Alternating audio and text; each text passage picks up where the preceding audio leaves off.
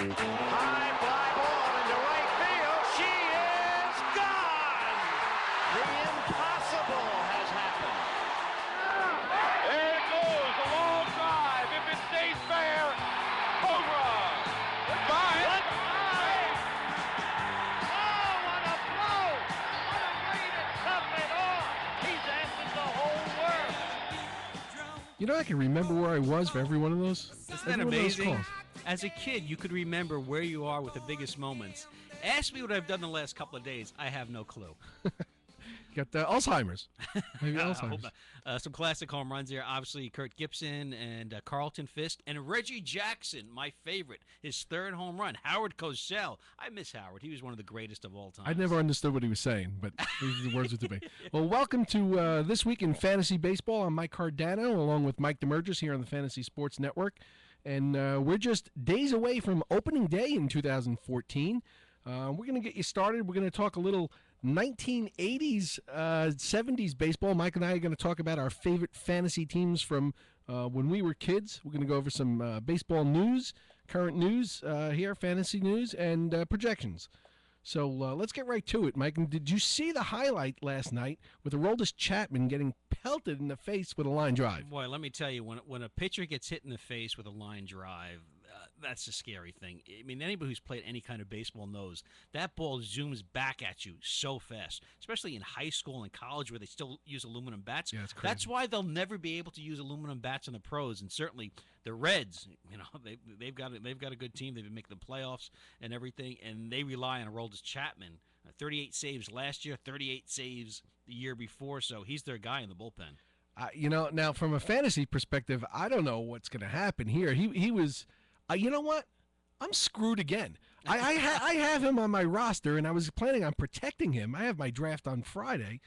I don't know what I'm going to do now because he's going to be out at least till the end of May, I would think. Well, the thing, too, is the mental aspect of getting hit. You have that kind of being gun-shy a little bit of the ball coming back at you. I don't know if you remember a player in the 70s and early 80s, Ellis Valentine. Oh, yeah. Got hit in the, he had a great arm. Yeah, great arm. Had a rifle for an arm, as George Costanza's father would say, Frank Costanza. What the hell you trade Jay Buhner for? You got a rifle for an arm.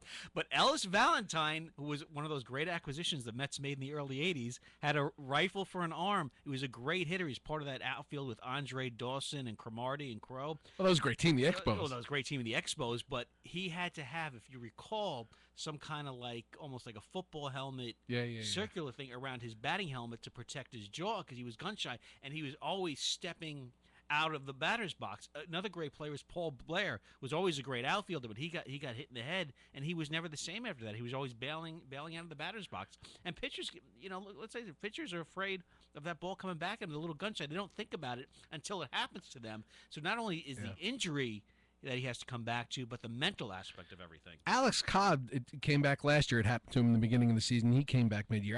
That first time back on the mound, that's got to be tough. I mean, you're 60 feet 6 inches. These guys, some of these pitchers are 6'6". By the time they release the ball, they're 55 feet away. And that I don't know. Well, especially with Chapman, he's got that lefty sidearm thing going on too. He's really sliding off the side of the mound. He's not like a Tommy John who's throwing junk at you, and you're bracing yourself. Those pitches they can get in the ready to field. Yeah, exactly. Yeah. Like Goose. I remember we were talking about our great players of all time. Goose was like that. He used to come off the mound from the right side. He's a righty pitcher, but he had no control. I mean, it used to be a running joke that teams would be able to bunt it. Goose. When he finished throwing the ball, his back was to the batter. Oh, it was all over the place. Yeah, he was. Rob Dibble was another guy that had really no control. He used to let it fly. So certainly the Reds are going to be concerned about this. And just from the fantasy perspective, you had him for a closer. Now what are you going to do now? You know what? Listen, he's obviously not going to play a full season to begin with, and now you have to question whether he's going to be able to go out there with the same intensity that he had. I don't know. I'm going to give him the benefit of the doubt, but I can't protect him now. Yeah, these Cuban players are pretty tough. They have pretty tough mentality, so I don't think I can't protect him though for I think it would have been $11 because if he misses a month and a half, just from that standpoint alone, I might bid on him. I'll throw him back in. But You got to start thinking about your other options now. I didn't even start. I'm screwed already. Ridiculous. You didn't have your cornflakes yet. There's sour milk in your coffee already. You're Every year it's something. They're screwing you already, Costanza. All right. All right. So let's get to some of the news. Let's talk a little bit about Jimmy Rollins. Jimmy Rollins, it's not any of his doing other than lately he sucks, that he's got 1 foot out the door, but they're really trying to push him out. But he's got a no-trade clause, so he's fighting to stay. So what's going to go on there? I don't know. Is Freddie Galvis going to be the answer? His 4 home runs and 34 RBIs and 1 home run this spring training. But here's Rollins, 2007 MVP, 30 home runs that year, 20 triples, 139 runs, 94 RBIs. Here's the thing. You don't think he was juicing? he didn't have the size. He didn't get a lot bigger. I think he was just kind of peaking. So right now, peaking. That's what they call it now, peaking? Yeah. He's 34 years old now. He has just 85 home runs over his last 6 seasons, and he had just 6 last year in 600 at-bats. So we're seeing his numbers dwindle, and, in comes Ryan Sandberg, managed last year, a guy for some reason that, the Cubs thought Mike Quaid would be the guy should be the manager, and the Cubs kind of just let Ryan Sandberg go. So here's a former second baseman that's trying to make his mark on the team. What's funny about this? You know what's funny about this? Ryan Sandberg was kind of to the Cubbies what J-Roll is to the Phillies, and you would think he would have some love there and not kind of push him out because he got pushed out. Mike, totally different personality. Sandberg was, very intuitive, very thinking all the time. He was a quiet leader. He was kind of the quiet captain. A lot of ways that I think a Derek Jeter is. He wasn't loud. He wasn't obnoxious. Jimmy Rollins was a great player. Yeah.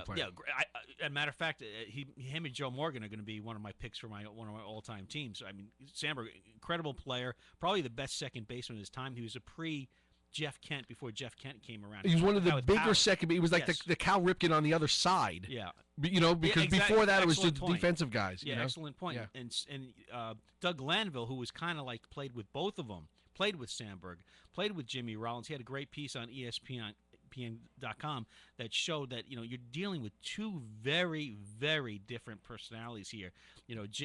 Jimmy Rollins, kind of like the MC Hammer or Kanye West of baseball. He wants everybody to know who he is. He's very loud. Yeah. Brandon Phillips, another guy with the Reds, wants everybody to know he's loud and he's good. Sandberg was a guy of respect and a quiet guy, and we're going to do things my way. And let's face it, J-Roll, the new 34 is the old 34. You're nearing the end of your career now. I remember player turned 35, 36. That was it. They had maybe 1 or 2 more years after that. Hasta la vista, goodbye, baby. Here's the thing, because money talks. They owe him $11 million for this season, right? He's going to get that whether he plays or not. But he can invest if he gets another $11 million for next season. If he gets, I think it's 435 at Pat's plate appearance. He's going to get to like 400, and all of a sudden, it's going to be an Eddie Seacott with old Charles Comiskey here. Remember in the movie 8 Men Out? He's not going to get that 400 plus. They're not going to give him $11 million. He'll never see that. He'll never see that. He has a chance to see that like I haven't seen or you. He also wants to play the most games as a Philly. And then I think Mike Schmidt holds the record, and he can get that. I think this year. I don't think he's going to get to. That's just a personal stuff. Who cares about most games? If I were the Phillies, I'd get to 1 game short. He's never 1 game short of Mike Schmidt, and just to stick it to him, and then just you're not playing. And you know what I do? Every morning I would put his name in on the lineup card, and then I'd erase it when he got there. Well, you're a child. That's why. Well, unfortunately, the Mets could maybe use a second baseman. Mets can use a lot of things. But the Phillies will never trade within their division. But who knows? Maybe the Yankees might be listening. They need a second. How many old shortstops could they have? This is what the Yankees do. Come on. All right. You know what? I'll take them over here. Bring them over here, baby. Speaking of the Mets, let's move on to Matt Harvey. Made some news here recently. He tweeted last week or so that Harvey Day is going to be coming in sometime later this year, and suggesting or insinuating that he'll be back sometime later this year. Now he's saying he wants to come back in August. A, do you think they would let him do that? And B, would you pick him up in a draft, in a fantasy draft, for sometime later this season? No, I don't. Look, what about if you're a dynasty league and you could protect him for next year or the year after? I think that's an option. That's definitely a strong option. But look, The guy had Tommy John surgery.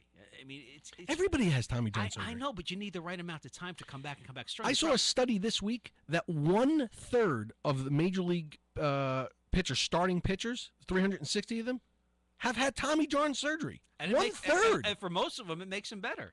Ask Tommy John how many 20-win seasons he had after his surgery. I think at some point you're going to find some sick Yahoo father who put him with in. a healthy kid. Let's bring in the healthy kid wants his kid to make the majors is going to do it because they come back better. So you wouldn't touch him even if he comes back in August. And do you think the Mets will let him come back? I'll say I wouldn't touch him with somebody else's pick.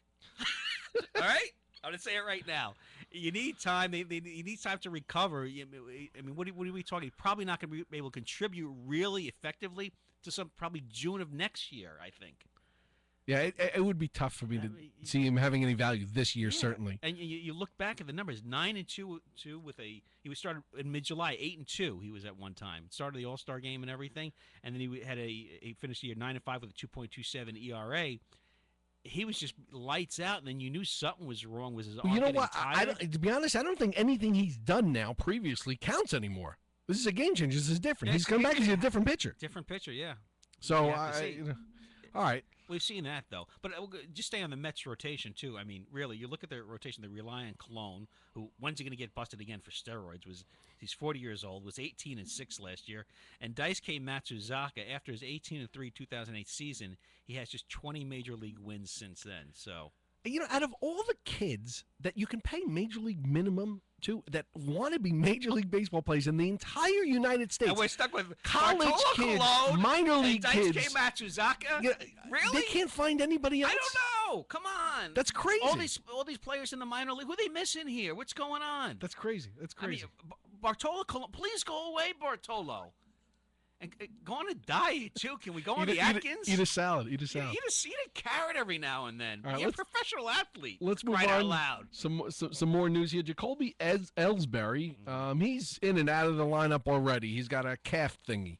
So now he comes over from the Red Sox, and he's on this every other year thing. Right. He's either an all-star or he's not in the lineup.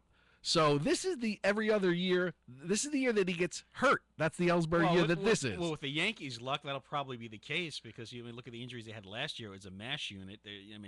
That luck is filtering over from Queens into the Bronx of injuries and bizarre injuries. But in the interview he had with Jack Curry, he said, "Look, if this was a regular season game, he'd be playing." And the Yankees have a ton of outfielders. You got Gardner, you got Beltran, who he's always due for an injury. You have Soriano and Suzuki. So the Yankees do have that luxury, as I'll say, where they can kind of go easy on Ellsbury right now and really don't need him to play every day. I can't see how they possibly signed him to a 7 years, $153 million contract. But when a guy makes his living with his legs and he's that age and you start – so now translating that to fantasy, it is his hurt year. Right. Well, what do you think? He's 31 years old. I've seen him go in the second round quite a bit. I mean, what's your confidence level in Jacoby Ellsbury this year? A, staying healthy. B, do you think he had that 1 year where he hit the home runs? Do you think the short porch makes a difference? I think it's going to make a difference. Absolutely. So what? How many home runs for Jacoby Ellsbury? I'm thinking he could pump out about 22. Really? Yeah, I think it's going to make a big difference in there. You got that short porch. It's so. Oh, I would be shocked. It's so different, and you leave Boston, which is not the best place for lefties to hit. You got these short power alleys, short down the line. There's no doubt if he's healthy and if he gets 450 at bats this year, I think that's going to be good. And the good part of it, while I'm confident for him, is that they don't have to rely on him every day. Like I said, they have so many players going on. If they have to DH him a game, they could DH him. So there's a lot of opportunities to get productive numbers at a Jacoby Ellsbury. Wow, 22 home runs. Hey, you know what? You'd do great if you had him if you had 22 runs. And you're forgetting the Yankees got Brian McCann now, another guy with some lefty pop there too. So they're trying to bring that lefty power back and bring in McCann, and Yankees getting back, trying to get back to the winning ways, the way they've traditionally won games the last few years. All right, and how about Anibal Sanchez? The season hasn't started yet. He's got a cortisone shot in his right shoulder. That would be okay, except he throws with his right arm. So he's got to rest for a couple of days. Now, listen, they've got three pitchers who strike out guys like it's nobody's business between Sanchez, Verlander, and Max Scherzer. But I don't like the fact that the season's about to start and you're already taking your cortisone shot in your pitching shoulder. That can't be good. It can't be good. Every time I hear the word cortisone and shoulder, I think of Donnie Moore, the former Angels pitcher, who wound up committing suicide. That's sad. Because he let up the home run. He blew up the home run. He gave up the home run against the Red Sox in the ALCS. I would have blamed it on the catcher for calling the pitch. He didn't have to kill himself. He got death threats and everything. His shoulder was loaded. Shoulder and arm were loaded with cortisone shots, and he basically couldn't even move his arm. And he went in there and tried to save the game and send the Angels at the time to their first World Series. And I remember Gene Mauch in the dugout with Reggie Jackson next to him. Angels had it won. They were going to the World Series. And so every time I hear cortisone, I get concerned. Another thing, talking to major league players, cortisone doesn't leave your body. Let's go. Exactly, it stays in your body, so it's not released. So here's a drug. Can't pee it out. Apparently not. Did you ever get a cortisone shot? I did in my foot. The needle is blunt. I had one time, and I said that this is even going to pierce my skin. It was so big. I was so intimidated by the needle. It was worse than the actual shot, the intimidation of it. Oh, absolutely. I almost fainted when I had gout last year, and the doctor put a cortisone shot in my foot. I was ready to throw up. But I always get concerned about players with cortisone. However, apparently he's going to be okay. Catcher Brad Osman says, look, he's going to be fine. Again, the Jacoby Ellsbury thing, if this was a regular season, he'd be fine. But you look at the depth that the Tigers have: Verlander, Sanchez, Scherzer, Smiley, Porcello. Porcello's the number 5 starter on the depth chart. He was 13-8 last year. Number 5. Yeah, they got a good start. Number 5, Mike. They got a good start. So, again, you could give him breaks and give him the appropriate rest needed. So the Tigers do have that luxury. Okay, all right. When we come back, we're going to get into some Tiger Woods. I know it's This Week in Fantasy Baseball, but we got some other news to talk about. Some Tiger Woods, some Jim Irsay, and some other NFL talk. So we'll be back in This Week in Fantasy Baseball.